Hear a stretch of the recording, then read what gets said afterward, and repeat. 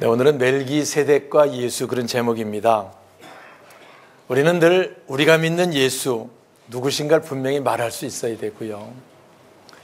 우리가 믿는 예수가 누군지 분명히 말하려면 예수가 누군지를 분명히 알아야 됩니다. 그리고 예수를 분명히 알고 신앙생활하는 게 축복이고요, 능력이고요, 하나님의 역사입니다. 실제로 이 히브리인들, 이스라엘 백성들, 하나님 선민이었거든요. 하나님의 선민임은 그 당시 이방 민족 중에 굉장한 신분입니다. 그들은 자부심이었어요. 그러면 그들이 그 자부심을 가지고 사는 선민들의 삶이 정말 행복하고 부유하고 평안했냐? 그렇지 않았거든요. 그들은 늘 힘들고 어려운 삶을 살았고요, 고난의 연속이었고요, 슬픈 역사로 구약은 막을 내리고 있습니다. 왜 그런 문제가 생기느냐? 하나님의 뜻을 바로 알지 못해서 바른 신앙생활이 되지 않았다는 거지요. 그 이유 중에 하나가 뭐냐면은 아브라함의 후손이라는 자부심은 대단한데, 히브리인들이, 그런데 예수가 누구신지를 바로 알지 못한 거예요. 와서 그러다 보니까 주님의 은혜 가운데 살지 못하지요. 주님의 축복 속에 살지 못하지요. 그러니까 삶이 힘들고 어려운 가운데 그들이 살게 되었던 거지요. 그래서 히브리 기자는 멜기세덱과 예수에 관한 부분을 설명을 하면서 우리가 믿는 예수가 누구냐에 관해서 설명을 하고 있는 겁니다. 멜기세덱, 사실 우린 잘 몰라도요, 이 히브리인들은 굉장히 잘 압니다. 그들은 멜기세덱은 창세기 짧게 나오는데요, 아브라함과 연관이 되어 있거든요. 근데 이 히브리 유대인들은 아브라함, 믿음의 조상이라고 생각하니까 아브라함의 말 한마디, 아브라함의 생각, 아브라함의 모든 일정 꿰고 있습니다. 맞아. 그런데 이 창세기 14장에 멜기세덱이 잠깐 나오는데 자기가 최고로 여겼던 아브라함이 10의 1조를 바쳤던 사람이고, 자기를 축복해 준 사람이고, 시작도 없고 끝도 없고 하나님과 방불한 하나님의 아들이라고 생각하고 있었던 거예요. 그러니까 예수가 누굽니까? 바로 그분이잖아. 하나님의 아들, 곧 하나님이시잖아요. 그래서 멜기세덱을 비유해서 예수를 설명하는 거야. 우리가 설명할 때는 예수를 설명해서 멜기세덱 말하는 게 더 쉬울 텐데, 근데 이제 히브리서에는 히브리인들에게는 멜기세덱을 잘 아니까 멜기세덱 그럼 다 알아. 아, 이런 분, 아브라함을 축복하시는 분, 아브라함의 평안을 준 분, 대제사장, 이렇게 알고 있었거든요. 그래서 이제 멜기세덱과 예수를 비교해서 설명을 하고 있는 거지요. 같이 볼까? 1절입니다. 주보에 있습니다. 이 멜기세덱은, 시작.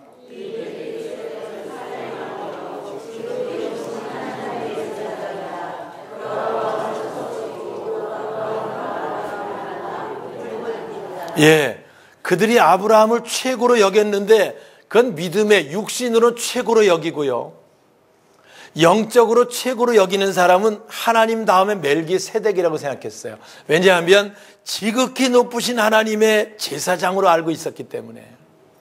제사장, 그들은 굉장히 중요하게 생각합니다. 왜냐하면 이 유대인들이 하나님께서 잘 알잖아요. 그리고 어릴 때부터 할례를 받고 말씀 안에 그들이 살거든요. 율법 잘 압니다.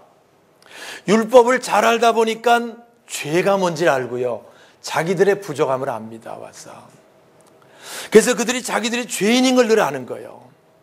죄인인 걸 아는데, 근데 그 속죄 받는 그 일을 하는 직분자가 제사장이거든요. 그러니까 대제사장이 있어서 우리 죄가 속함을 받을 수 있다고 생각하고 그때를 기다리며 살아서요, 유대인들의 1년 삶의 포커스는 대속죄일에 맞춰져 있습니다. 그래서 그날만 기다리며 삽니다. 대속죄일이 되면 우리 모든 죄를 하나도 용서받고 죄로부터 자유함을 얻는다라는 바람으로 살아요. 그리고 그 전이라도 하나님 앞에 범죄한 일이 있으면 속건제를 드리고 속죄제를 드리고 번제를 드리고 누구와 불화한 관계 때문에 상처받은 일이 있으면 화목제를 드리고 다 이런 것들을 제사장이 집례하거든요. 그러니까 제사장이 없으면 그들에겐 절망인 거지요. 와서 완전히. 그래서 제사장을 굉장히 중히 여기는데 그 중에도 최고의 제사장이 누구냐? 멜기세덱이라고 생각을 했던 거지요. 와서 죄값은 사망인데 멜기세덱 같은 이런 제사장, 대대로 이어서 대제사장이 있어서 우리 죄를 속하고 우리가 그 은혜로 살고 있다 이렇게 생각을 하고 있었던 거지요. 그런데 우리가 아는 대로 구약의 모든 번제는 히브리서도 얘기합니다. 장차 오실 그리스도의 그림자다.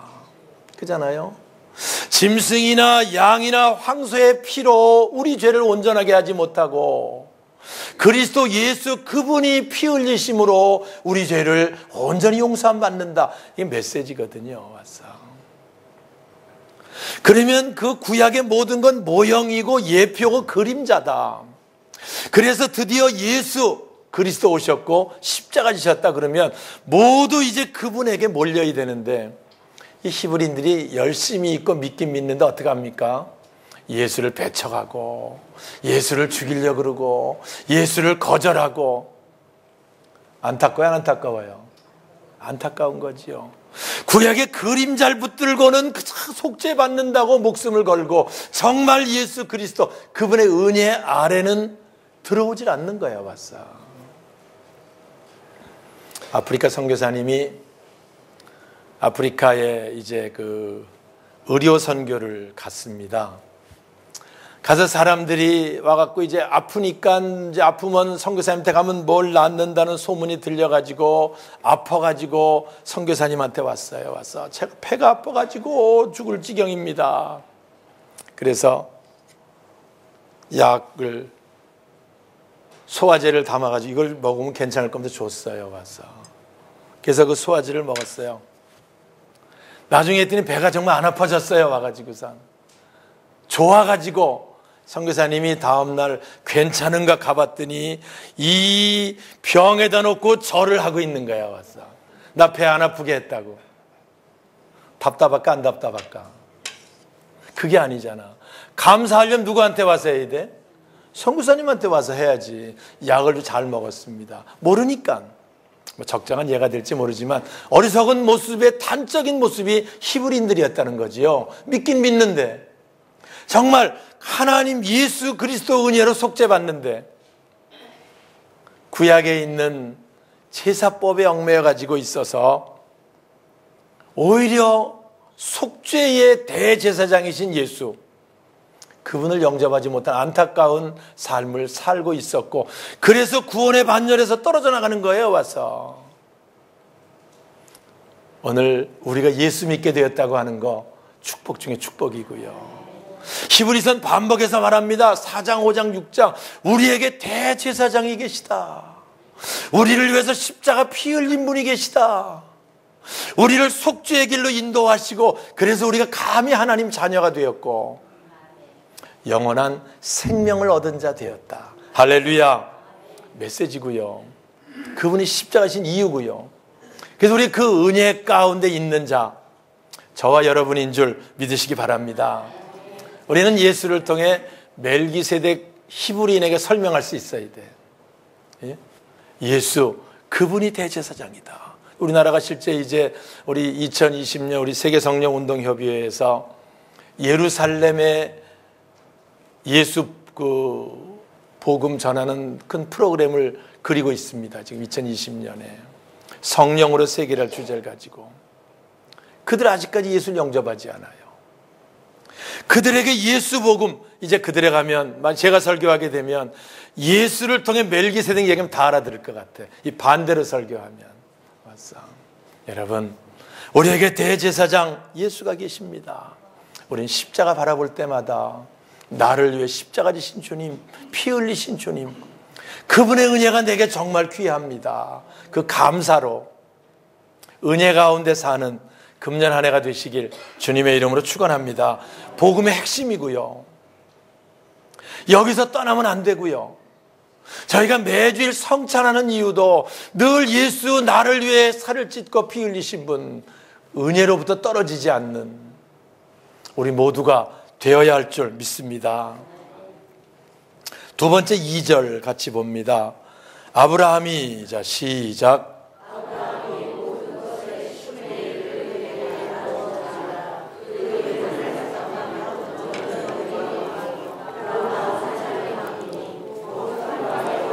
네, 이 히브리인들, 유대인들이요, 멜기세덱 그러면 평강의 왕이다 라고 생각하고 있는 거예요. 살렘왕, 원래 그 유대인 인사가 살롬, 우리로 말하면 안녕하십니까, 뭐 그런 의미 같지요. 다 평안합니까, 뭐 이런 의미입니다. 와서 그들은 멜기세덱이 평강을 준다고 생각했어요. 평강의 왕이라고 생각했어요. 와서 근데 정말 평강의 왕은 예수 그리스도입니다. 할렐루야.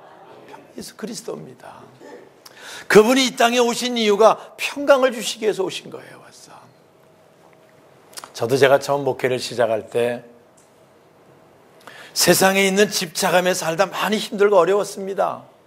근심도 많았고 문제도 많았고 뭐 되는 것도 없고 내 힘으로 할 수 있는 일이 아무것도 없었어요. 와서 그래서 아무것도 없으니 어떻게 기도원에 올라가서 기도했고요. 하나님, 길을 좀 열어주세요. 뭐가 문제입니까? 내 나름대로는 주일 한 번도 안 빠지고 열심히 봉사하며 했는데 왜 하는 것마다 안 되고 어렵고 뭐가 문제입니까? 몸부림치고 금식하며 기도하다 음성을 듣게 되고요. 제가 왜 이제 왔느냐라는 음성, 거기서 제가 깨지고 나 같은 걸 주님이 기다리셨습니까? 아직까지 다른 아무것도 없이 그 음성 하나에 제가 다시 주의 길로 돌아왔던 탕자 같은 제 모습 전 늘 기억하고요. 그리고 늘 그 기다려줬다는 하나만으로도 감격해서 다른 뭐 아무것도 없어도 그 기쁨으로 30년 지금까지 감사로 왔습니다. 그때 받은 말씀이 요한복음 14장 27절입니다. 새벽에 나오는 분은 늘 잘 압니다. 고백을 하니까. 평안을 너에게 끼치노니 곧 나의 평안을 너에게 주노라. 내가 주는 것은 세상이 주는 것과 같지 않다. 그 말씀에 와 닿는데요.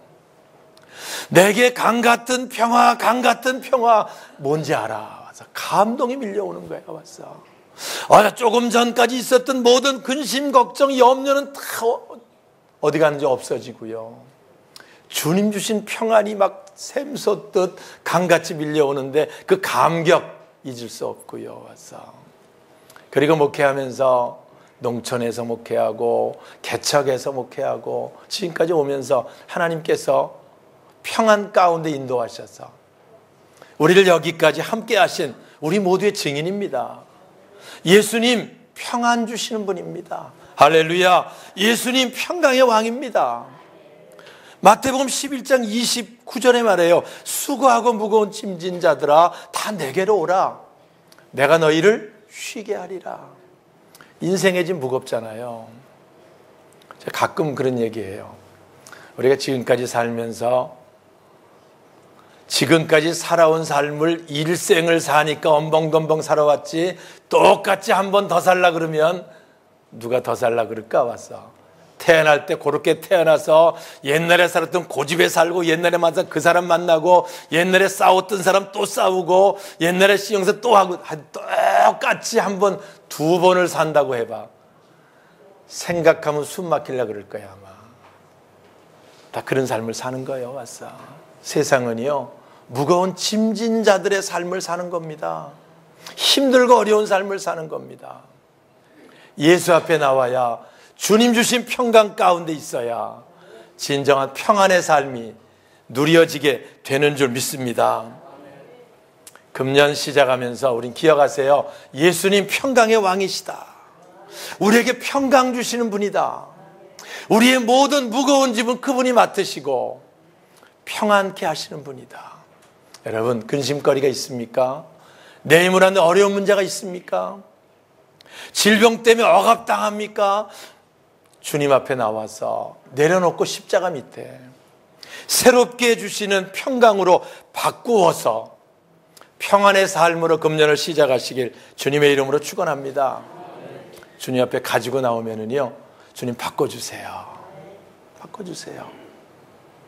저도 목회라면 여러 가지 수많은 문제들이 있었고, 내 힘으로 하려면 절대 할 수 없었던 수많은 문제들이 주님 앞에 내려놓고, 주님 도와주세요, 주님이 해결해 주세요 몸부림칠 때 보니까 다 바꿔주셨어요. 와서. 그래서 전 좋아해요. 우리가 기도하면 생각보다 넘치게 하신다. 할렐루야. 저는 그 기대가 있어요. 또 그리 하셨고요. 그 주님, 우리 모두의 주님이 되시길 주님의 이름으로 축원합니다. 우리 그리스도인들 잘 돼야 됩니다. 믿는 사람 잘 돼야 돼요. 우리들이 너무 세상에 억압당하고 너무 세상에 쩔쩔매고 너무 근심 걱정에 눌려 있으면 우리 표정이 우울할 거고요.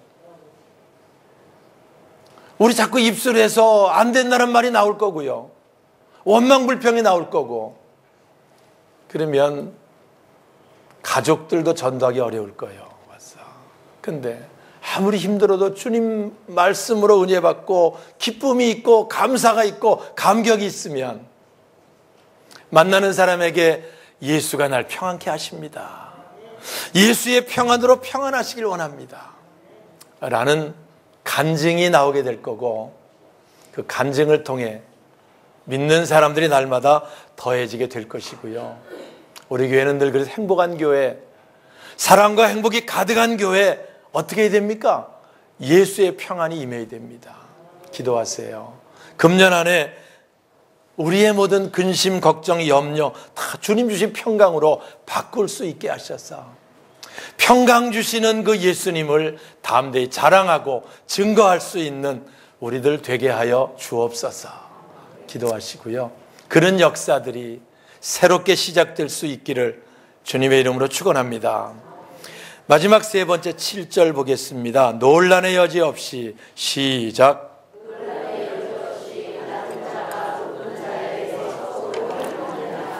논란의 여지 없이 낮은 자가 높은 자에게 축복을 받느니라. 무슨 말이냐면 창세기 14장 19절에 나오는 말씀인데요. 아브라함이 자기 조카 롯과 가족들이 자기가 나갔다 온 사이에 약탈을 당해가지고 다 포로로 끌려갑니다. 처자들과 뭐 재물들이 전부 다. 그래가지고 아브라함이 군사 400명을 데리고 이제 다시 그걸 뺏으러 갑니다. 전쟁하러 가는 거지요. 근데 아브라함은 믿음의 사람이었거든요. 출발할 때 하나님 나와 함께 하신다. 여호수아 같은 마음으로 나간 거예요. 믿음으로 나간 거예요. 와서. 그 나갈 때 아브라함이 하나님께 하나님 함께 해주세요. 기도했겠어요? 안 했겠어요? 전쟁하러 가는데 장난하러 가는 것도 아니고, 예? 무슨 하나님 전적으로 의지합니다. 승리하게 해주세요. 와서 우리의 처자들이 포로로 잡혀가 유린을 당하고 약탈당하고 이 어려운 가운데 있습니다. 하나님 동행해 주세요. 그리고 나가 전쟁에서 아브라함이 대승을 거두고 돌아옵니다. 다 찾아가지고 옵니다. 그때 멜기세덱이 포도주와 떡을 가지고 나와서 하나님이 너를 축복하셔서 승리케 하셨다고 하는 말씀을 듣게 되고요. 그리고 멜기세덱이 아브라함을 축복을 하는 장면이 여기 주보에 있는 14장 19절이죠. 그가 아브라함에게 축복해, 그가 멜기세덱이 얘기하는 거지요. 함께 읽겠습니다. 그가 시작.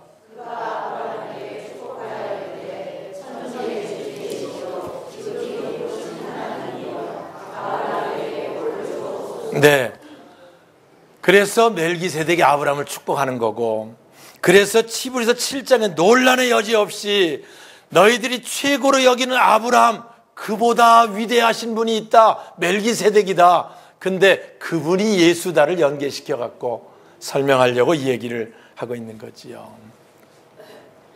그래서 아브라함이 이번 전쟁은 하나님께서 나를 축복하심의 결과입니다 라고 해서 소득의 10분제를 드리는 것이 우리가 아는 11조의 시작이고요.